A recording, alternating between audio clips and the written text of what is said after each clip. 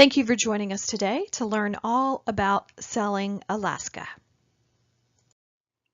Alaska is all about the beautiful scenery, the wildlife, the fjords, and of course the glaciers. When you're on an Alaska cruise, you can expect to see bears and bald eagles and Dall's porpoises and sometimes even whales. The highlight for every Alaska cruise, of course, is going up into and seeing the glaciers. As you can see in this photo, the ships get very close to the glaciers. It's really breathtaking.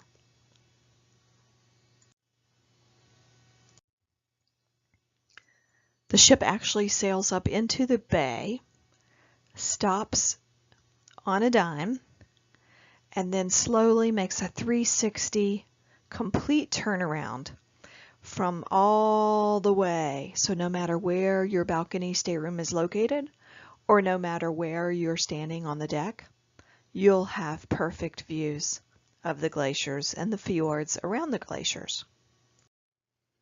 In this photo, you can see that the best location to see the glaciers is from the privacy of your own balcony. The other place to see the glaciers is from the pool deck, up on the very top deck outside. When you're on an Alaska cruise, all the excursions are based around the scenery and the wildlife and all of the views that you can have. One of the most popular excursions that they have is a train trip that takes you way up into the mountains. It's really quite amazing. Another really popular excursion is the dog sledding. And folks that have done this have just talked about how great it was. It's a personal encounter with these dogs and going sledding. It's really great. Princess offers direct to the wilderness trains. So your ship comes in, your train is waiting, and when the cruise is over, they'll transfer your luggage from the ship to the train, and before you know it, you are straight up into the wilderness, into the Denali National Park. The train, as you can see in this photo, is glass domed, which means you have panoramic views of all the nature that you're seeing while you ride along the way to Denali National Park. Here is a photo of a round-trip Seattle cruise. As you can see, it starts and ends in Seattle. It sails over on the left-hand side up there, up to Glacier Bay and Skagway. It stops in Juneau. It stops in Ketchikan on the way back down to stopping in Victoria, and then back to Seattle. Because it's a round-trip Seattle cruise, usually airfare is cheaper because you're flying in and out of Seattle, as well as the cruises are a little bit less expensive. And also, this is great for people who do not have passports because it is a round trip sailing into and out of the same city, which is called a closed loop cruise. And this one is perfect for those that are U.S. citizens that are traveling with just a birth certificate and a photo ID. Here is a photo of a northbound passage from Vancouver up through Ketchikan and Juneau and Skagway, Glacier Bay, and all the way to Anchorage, or also known as Whittier. So this is a northbound sailing that's shown in the photo. In this particular situation, you would start in Vancouver, you would sail north, and once you get to Anchorage, you would get off the ship, either get on a flight to come home, get on a bus to go to Denali National Park, or get on those really cool glass domed trains that I showed you earlier. From here, you can go all the way up into Denali and even into Fairbanks. If you did the southbound, then you would do the land portion first, and then you would head down from Anchorage all the way back down the other way to Vancouver. So you would just do the reverse of the way that this picture is showing you. So there's two schools of thought I personally think it's best to start in Vancouver and sail northbound because every single day the scenery gets better and better and better. So every day as you stop in Ketchikan, it's beautiful. When you get to Juneau, it's even more pretty. When you get to Skagway, it's prettier still. And then the highlight of the whole cruise is going into Glacier Bay and College Fjord, and then you finally get off in Anchorage. Then you do the Denali National Park. And there you are is when you get to see, all of the land that we'll show you in just a second. The sailing season for Alaska is pretty much May through September. The peak season is in July through early August, which means that's the best weather, but it's also the highest prices. So if you want the best prices, then you'll go in what they call shoulder season, which is May, early June, and late September. May and September are shoulder season because it's much, much colder, much, much rainier, and also school's not out. So anytime school is in, just like a Caribbean cruise, the prices are better.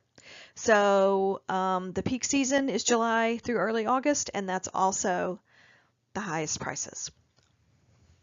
Most people book their cruises 6 to 12 months out, and most people get a balcony. And so it's best to get your balcony cabins booked early so that you could get your preferred location on the ship. What do you pack for an Alaskan cruise? Mostly layers. It rains 364.5 days a year in Alaska, and if it's not raining, it's misty and cold. So we suggest that you take layers upon layers upon layers, plan for rain, plan for mist, plan for cold, and there's a slight chance that you might see some sun. Remember, it's all about the scenery and all about the wildlife. Earlier in the presentation, I talked about why a balcony cruise is so important. And a balcony cruise is so important because there's two places in the world that we suggest you get a balcony. One is Europe, and the second is Alaska. When you're in the Caribbean, when you look out, you see the sea. But when you're in Alaska or you're in the Mediterranean, you look out and you have beautiful scenery right from the comfort of your own stateroom. In this particular situation, it's really cold. So if you can stay warm in your stateroom and open your glass balcony door and see the beautiful sights, sneak out there every now and then with a glass of hot chocolate or a cup of coffee that's delivered through room service, and then head back in, it's a great way to experience Alaska. So which side of the ship is best? Well, it depends on the itinerary, and it depends on which side of the cruise, the port that the ship is going to dock in, and sometimes we just never know. I will tell you, on a northbound cruise from Vancouver up to Anchorage, I would suggest being on the right-hand side of the ship because all of the pretty sights will pretty much be on the right-hand side of the ship, which is also called the starboard side. If you're going to be sailing southbound from Whittier down to Vancouver, then I would suggest the port side or the left-hand side of the ship because that's where most of the land will be. Each port you'll be pulling in and out of, and remember, when you're in the glaciers, you're going to do a 360 anyway, so no matter where you are, there's not a bad location. But I will tell you that the balconies on the correct side of the ship will be the first ones to sail out. So if you want to get the best location for your Alaska cruise, I would suggest booking early. There's a secret to learning the port side and the left side. Port and left have the same number of letters. So the port side is the left side, whereas the starboard side is the right side of the ship. So that's a good way to remember. Once you get off the cruise, you have the opportunity to see Denali National Park, or you can see it ahead of time if you do the land portion first and then the southbound cruise from Whittier down to Vancouver. If you do a round trip cruise out of Seattle, you cannot go to Denali National Park because the cruise is going to start in Seattle and it's going to end in Seattle, and there's no way for you to take the train trip from the ship in Seattle to go all the way to Denali National Park. So just remember, if you want to see Mount McKinley and the Denali National Park, then you definitely want to do either a northbound trip and then do Denali National Park second, or do a southbound trip by starting with Denali National Park first. The scenery is beautiful. There are lodges along the way where you stay for 2, 3, 4, 7 nights. One thing to remember is that when you are in the lodges, there are no meals included. Sometimes breakfast, but pretty much no meals are included. So you'll have to plan to pay for your meals while you're in the land portion of Alaska. So when you're in the train trip or the bus trip through Denali National Park or up to Fairbanks, plan to spend money for food. There's 2 ways to get from the ship up to Denali. One is by bus and one is by train. The train is a little bit more expensive, but it's obviously well worth it. So if you can spring for the train, I would spring for the train. So that's a general overview of Alaska. I will tell you that whether you sail round trip from Seattle, or whether you sail northbound or southbound, or whether you even add on the land trip to Denali, it will be a once-in-a-lifetime opportunity trip for you, a bucket list trip. And I would highly encourage you to take the trip as soon as possible because it's just amazing. The views are great, the cruise is great, and you'll have a great time. If you have any questions, please reach out to us. I hope to hear from you soon.